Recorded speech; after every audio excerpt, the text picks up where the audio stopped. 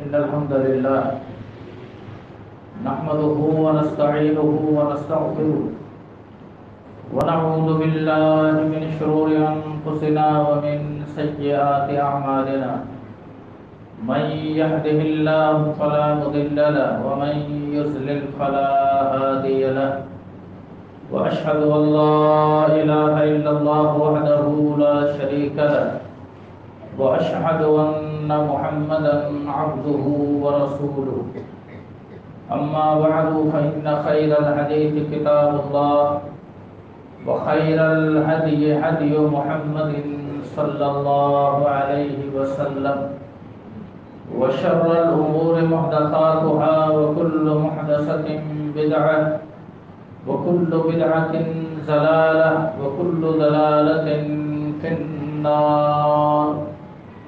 أما بعد فأعوذ بالله السميع العليم من الشيطان الرجيم.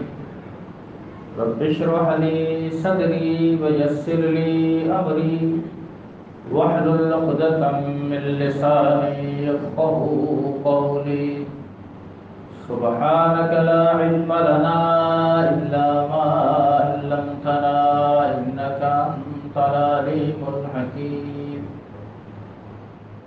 رب أعوذ بك من همزات الشياطين وأعوذ بك رب أن يحضرون.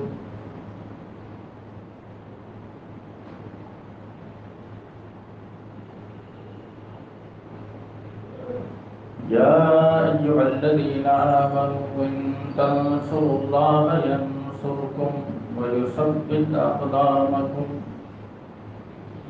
وقال الله سبحانه وتعالى في موضع آخر ما أصاب من مصيبة إلا بإذن الله.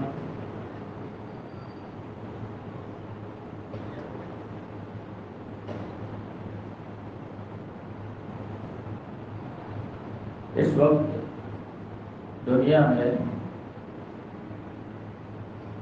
جتنے بھی اہل ایمان ہیں اور کسی نہ کسی پریشانی کا شکار ہیں،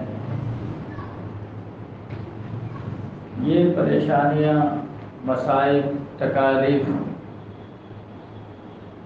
اہل ایمان کی زندگی کا حصہ ہے. ارشاد باری تعالی ہے الف لام میم احسب الناس ان یترکوا ان یقولوا آمنا وهم لا یفتنون. کہ کیا لوگوں نے یہ سمجھ لیا ہے کہ وہ صرف لا الہ الا اللہ کہیں گے اور انہیں چھوڑ دیا جائے گا، انہیں آزمایا نہیں جائے گا؟ تو پریشانی، مسائل، تکالیف کسی بھی طور پر اہل ایمان کا امتحان ہے. اور پھر کوئی مسئلہ، کوئی چیز ایسی نہیں جس کا شریعت نے حل نہ بتایا. آج جو مختصر سے وقت میں بات کہنا چاہتا ہوں اس کا تعلق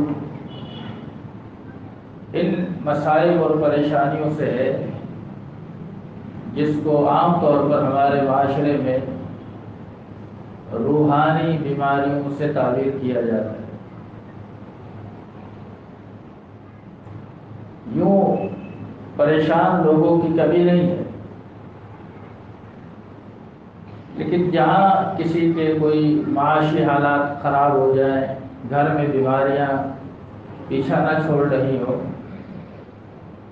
ایسے موقع پر لے دے کر سب کا ذہن ایک ہی طرف جاتا ہے کہ ہم پر کسی نے کچھ کروا دیا، اس پر جادو ہو گیا ہے، اس پر فلاں چیز کا سایہ ہو گیا ہے، اب اس کا روحانی علاج کراؤ. ایسے جتنے بھی پریشان حال لوگ ہیں، اس سلسلے میں امام ابن قیم رحمۃ اللہ علیہ نے بڑی جچی تولی 3 باتیں ذکر کی ہے کہ جو شخص ایسی کسی بھی پریشانی میں گرفتار ہے، اس کا شکار ہو گیا ہے تقدیر الہی سے، تو ایسے شخص کو چاہیے کہ وہ 3 کاموں کا التزام کرے، 3 باتوں پر عمل کرے۔ سب سے پہلے نمبر پر جو شخص بھی ایسی کسی پریشانی کا شکار ہوا ہے، اسے چاہیے کہ وہ اس سلسلے میں اللہ کو پکارے، خالصتاً اللہ کو پکارے، کیونکہ تکالیف جتنی بھی ہیں وہ سب کی سب اللہ کی طرف سے، مصائب اللہ تعالیٰ کی طرف سے آئے، اگرچہ اس میں انسان کے کرتوت کا عمل دخل ضرور ہے،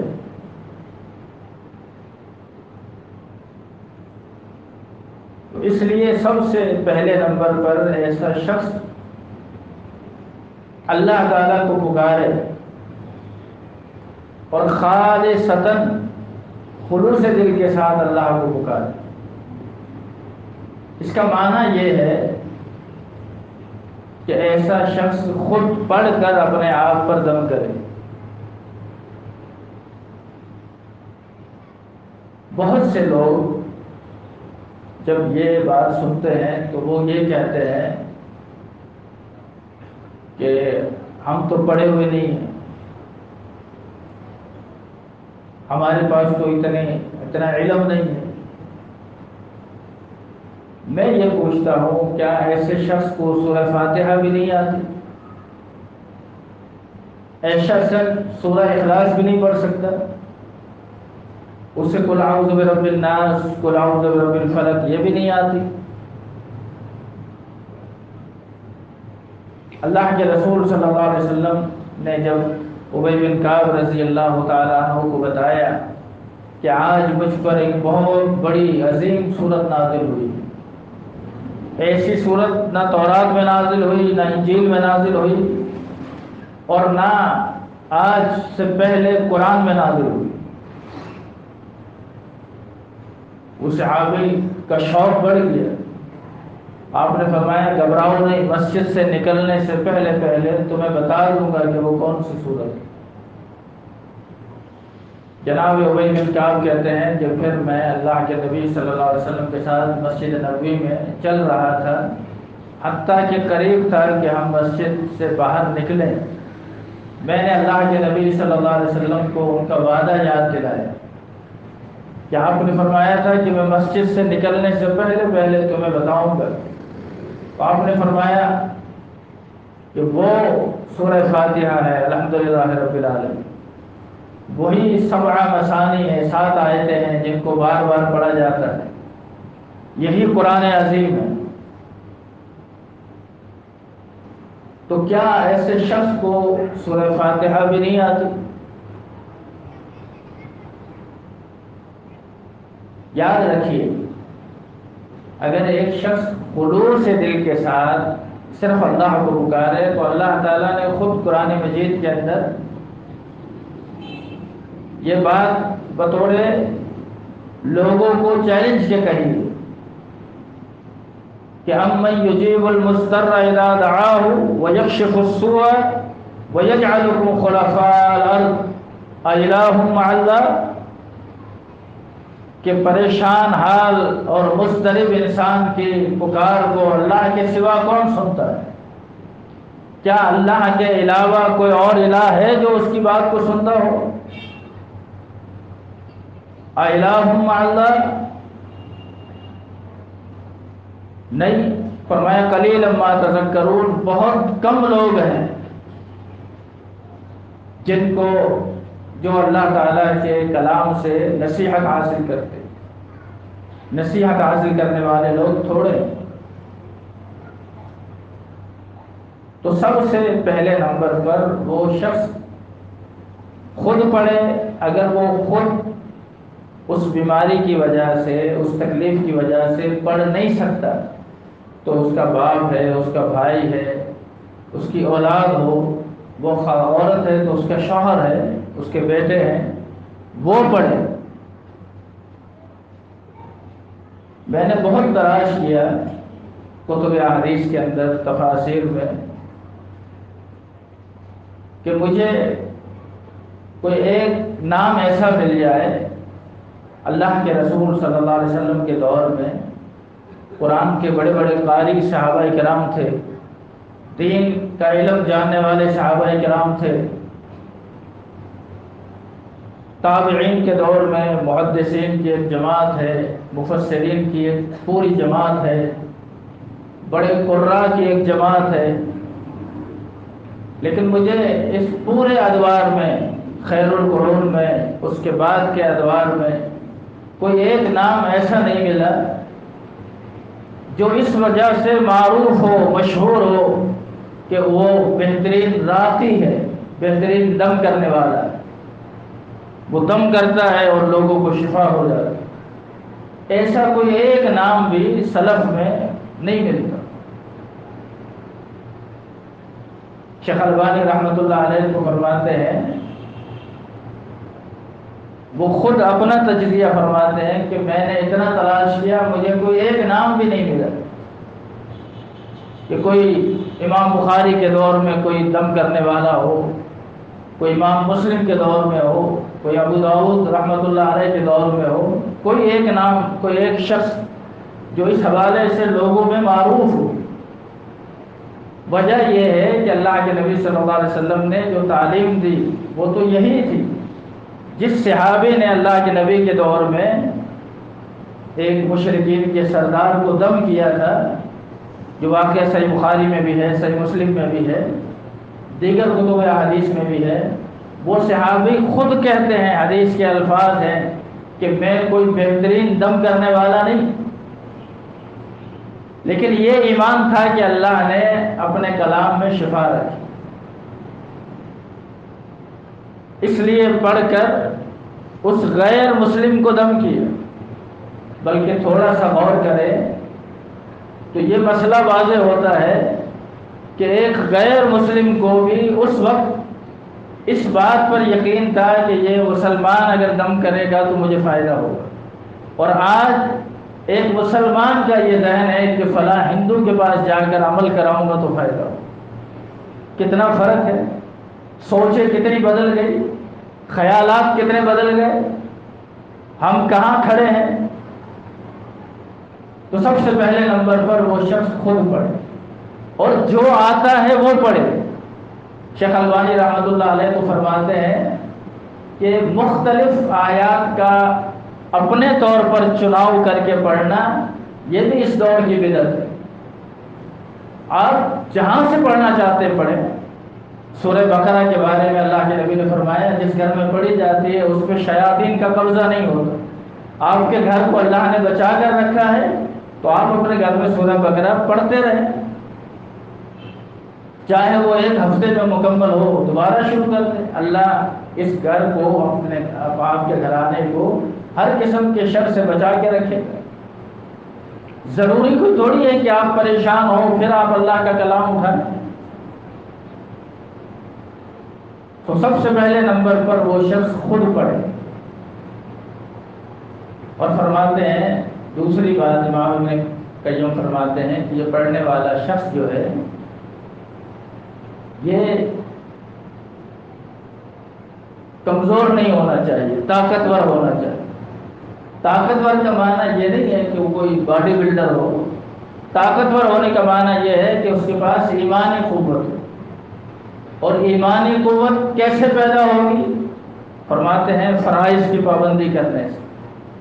انسان فرض نمازوں کی پابندی کرتا ہے، فرض روزے کی پابندی کرتا ہے، فرض زکوٰۃ کی پابندی کرتا ہے، یہ ہے فرائض کی پابندی۔ اس لیے کہ شیطان جو ہے نا وہ دشمن ہے، آپ اس دشمن سے مقابلہ کرتے ہیں۔ آپ کبھی پڑھتے ہیں نا، پڑھ کر مریض کو دم کرتے ہیں، مریض کی حالت خراب ہو جاتی ہے، آپ کیا سمجھتے ہیں معاملہ بگڑ گیا، حالانکہ اس وقت اللہ کا شکر ادا کرنا چاہیے کہ آپ نے جو پڑھ کر اسے دم کیا، یہ دم اس پر اثر کر رہا ہے۔ ظاہر ہے آپ شیطان کو بھگا رہے ہیں، مار رہے ہیں، وہ خاموش تو نہیں بیٹھے، وہ بھی آپ سے لڑائی کرے گا، اور اس لڑائی کے نتیجے میں یہ ہونا ہے، تو اس میں تو پریشان ہونے کی ضرورت نہیں۔ اس موقع پر تو مزید پڑھ کر دم کرنا اور اپنے آپ کو ایمانی اعتبار سے قوت والا بنانا ہے۔ اور آخری بات امام ابن قیم رحمۃ اللہ علیہ فرماتے ہیں کہ اس دم کرنے والے کو چاہیے کہ وہ اپنے اور اپنے دشمن کے درمیان کسی رکاوٹ کو نہ آنے دے۔ اور رکاوٹ کیا ہے؟ فرماتے ہیں کہ وہ شخص جو وار کر رہا ہے وہ دشمن کو لگے، اور رکاوٹ یہ ہے کہ یہ وار تو کر رہا ہے، دشمن تک اس لیے نہیں پہنچ رہا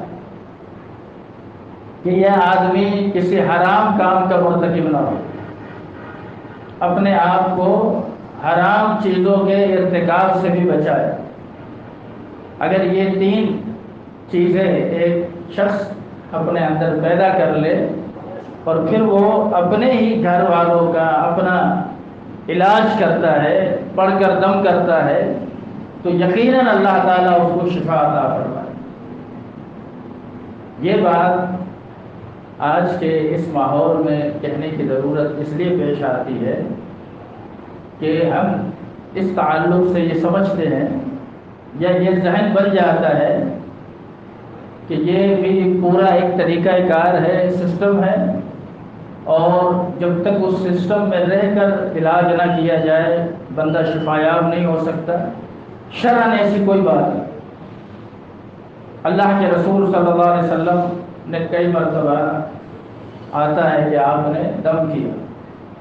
جبریل امین اللہ کے نبی کے پاس آئے، اللہ کے نبی کو دیکھا، فرمایا اللہ کے نبی آپ کو تو بخار ہے؟